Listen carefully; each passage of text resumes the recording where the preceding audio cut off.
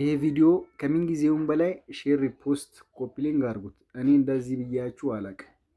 ዛሬ የዚህ መጽሐፍ ምርቃት ነበረ። መጽሐፉም ጎፍታህ ራመቶ ሙክታር የሚል ስለ ስልጤ ታሪክ ሙሉ የያዘ መጽሐፍ ነው እና እዛ ምርቃት ላይ ተገኝተን ነበር።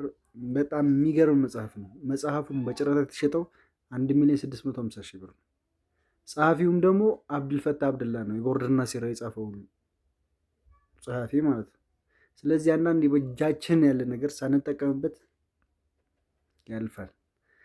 አብዱልፈታ አብደላ አሁን ስለ ታሪክ የያዘ መጽሐፍ አዘጋጅቷል በቅርቡ። እስቲ ለሱ ምን አስተዋጽኦ ነው የምናናገው?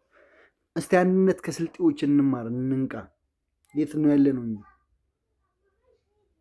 እንንቃ፣ ለሁሉም ይድረስ። በቃ አንድነት ደግሞ ይኑረን። ስንጠራ አሁን ስለ ስልጤም ታሪክ ይጻፍ ስንጠራ አጅበ ነው ብንሄድ አብዱልፈታ ምንም የሚጎልበን ነገር የለም። ማጀብ ነው። ምን ችግር አለ?